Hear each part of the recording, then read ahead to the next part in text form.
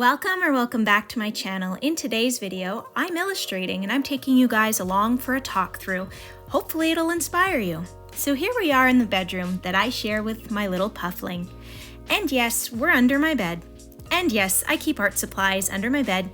Guys, you gotta do what you gotta do. So I was in the mood to use my round watercolor paper. I hadn't used it in a really long time, and circles happen to be my favorite shape. I have an illustration in this paper pad that I need to take out. So we're gonna do that together.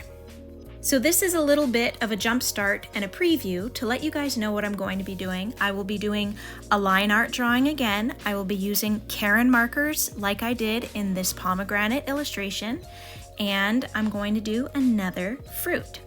So the thing about a lot of watercolor paper pads is a lot of them are glued down. So I don't know if the light is catching it as well as I was hoping, but this is indeed glued down, which there's pros and cons to this, but I'll explain later. What you need to do with paper pads that are glued down, you have to find the section or sections that aren't glued down. You get something flat in it, like a palette knife if you can, and you just slice through the glue. And the whole purpose of doing that is holding your paper down instead of taping it down so that it doesn't buckle as you do your watercolor. So here I am, ready to start. I want to draw oranges, but then I had to go back downstairs because I had a realization. I already drew an image that I really was happy with that's been sitting sadly in my sketchbook for over a year. So in my mind, I'm like, why start over when I already have an illustration that I'm already very, very happy with? So I did a flippity flip and I kept flipping through, and here is the illustration that I want to transfer onto the round watercolor paper. So there are more than one ways of going about this, but I'm going to go the old classic route. Any guesses? Yup, I'm going to be using tracing paper. So here's another stash that I have in the storage room. We don't need to talk about it. It's there. We gotta do what we gotta do, guys. Don't focus on the mess. Now, where is it? Oh, there it is. My oldest puffling bought me a lovely pad of tracing paper, and we're going to use it. So this is a typical method that a lot of people use.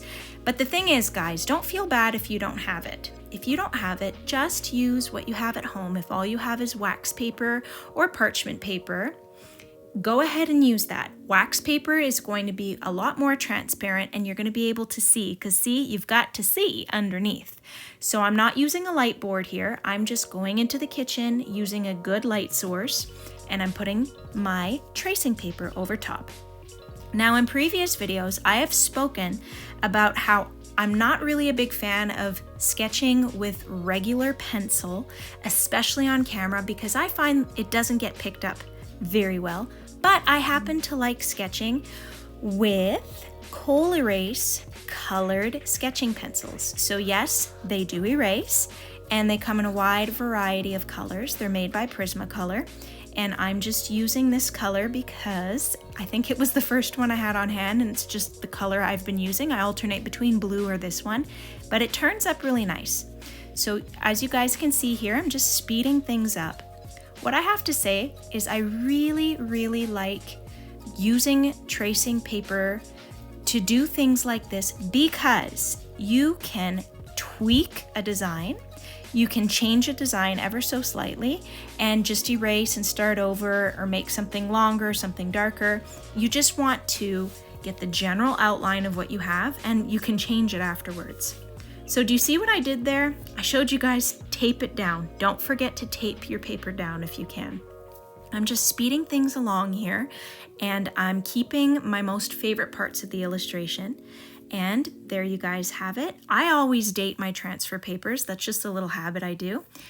Unstick the tape and then decide where you want to put it, darling. This is nice because it's kind of like if you do any digital drawing, you can grab your whole drawing and move it around. I can center it, off center it. That's another thing that I like using this old trusted method. So you flip it around, you put some graphite everywhere where there's a line, and then it becomes a transfer paper. You go back over, you push down, and then your lines get transferred over. I'm sure many of you have already tried this. Sometimes it's nice to just see someone do it and get a little refresher, because sometimes we don't use certain methods for a long time and we need the refresh. So let this be a little refresh for you. And there we go. Just like that, I have transferred it over and I'm starting to ink the illustration.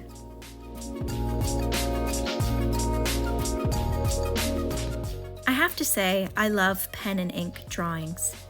Over here, you're going to see me use a technique called stippling. This is where you use dots to add shading or texture to a drawing, and it really helps your piece be less flat and it makes it more dynamic.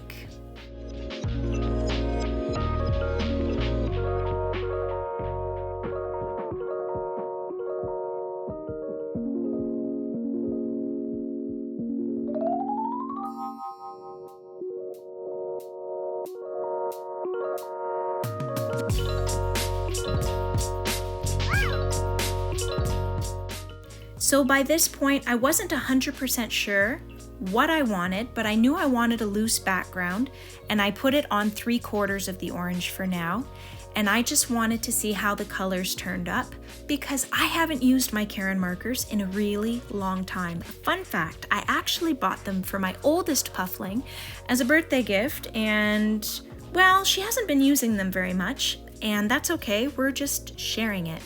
I'm enjoying it, and whenever she wants to enjoy it, she's welcome to do it too. So over here, you're just seeing me lay the first layer. Now I have to say, guys, when it comes to watercolors, don't be afraid to layer. And unfortunately, I forgot that I had bleeding problems with this paper before. But it's okay, I'm going to enjoy the beautiful colors and I'm going to keep going. I will have to remedy that. But remember earlier, guys, I told you there was some pros and cons? Well, unfortunately, because this paper pad is glued down, if you wet the paper too much, it takes a long time to dry. So then moisture kind of gets trapped underneath it. And by moisture getting trapped underneath it, it kind of stays cool and moist. And unfortunately, if you're not careful, colors will bleed into each other. And I had a lot of that, especially around this particular orange slice. As we go on, you're going to see there will be more of that. But firstly, I want to address, I love this particular color, but after staring at it for a while, I found it was too dark for the inside of the orange. I know there's blood oranges and dark oranges, but I needed it to be paler. I've done this before. You wet your paper and then you pat it down. I've spoken about this technique before. Never be ashamed to do it. I'm going to share my mistakes, my tweaks, so don't feel bad. A lot of these things on YouTube are curated so that things look perfect, but guys, a lot of us make mistakes, and the whole point is you just learn how to tweak them, to fix them, and work with them. Art is really more about the journey, and you just do your best and you just have fun. Be gentle with yourself. So this is more of the color that I'm going for on the inside. And I don't know if you guys are noticing, but right away I was noticing a difference. And I find mixing the base dark with that more of an amber orange gave me the look I was going for, darling. So see, let's keep the mistakes in. We don't need to edit everything perfectly, because guess what? Life isn't perfect, and we are just going to work with the annoying bleeding paper. I've worked with this paper before, and I had this problem before. I just unfortunately forgot. So it's okay. So you're going to see me do exactly what I was talking about before, and I'm going to be adding more pigment, and I'm going to be doing a lot of layering. This piece is going to be focused around layering, so that means a lot of patience on my part, but that's okay. I get interrupted constantly and I can only work fragmentedly, really. So that's perfectly fine by me. So I'm going to be dropping in more than one shade of green in my leaves to give it some character and some dimension, and it'll help it seem a little more real and a little less flat. If you like these kind of videos where I talk through my process, let me know in the comments below, or give me a like and subscribe, and it'll be my signal to know that you like these kind of videos. So I want my leaves brighter, and I brought in another green, and right now it's getting closer and closer to the kind of greens that I wanted. But an illustration wouldn't be an illustration without my Signio gel pen. This is a secret, don't tell anyone. I kind of wished that I left my beautiful orange slice alone after this particular part, and I honestly feel I ended up overworking it, but we're not gonna tell anybody, that's just between you and me. Okay, shh, don't tell anyone, but it's okay. We keep working. We're going to go to other sections. It all worked out, but yes, I do feel I overworked this piece. So I did not overwork the leaves. I let it dry. I did a little bit more glazing, and I'm really happy with how the leaves turned out. So I ended up doing something I don't do very much. I decided to layer my splashy background, and I'm going to do it more, guys. Super therapeutic. Do you see how close I'm getting to the line there? It made me nervous, but I really like how it looks. It's really fun. You have to make sure your paper's dry. I'll try not to overemphasize that, but make sure your paper's dry. Either wait for it to dry or make it dry. As I went on, I noticed I needed to go over a lot of my lines, and it gives that little extra pop. So that's something you might have to do depending on the kind of liners you use. So now we're almost near the end, and I'm adding some orange stippling. I'm feeling the orange vibes. I'm adding in some more little freckles. But before I give my big reveal, I'd like to give an honorable mention to all the art tools that made this illustration possible. Here it is, guys. Yay!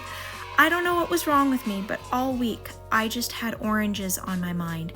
I did another orange in my sketchbook, and I just had something in my soul I had to get out.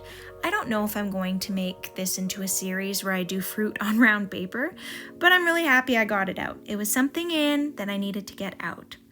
I hope you enjoyed this video. Thank you so much for watching, and I hope to see you in the next one. Have a lovely day. Bye, everyone.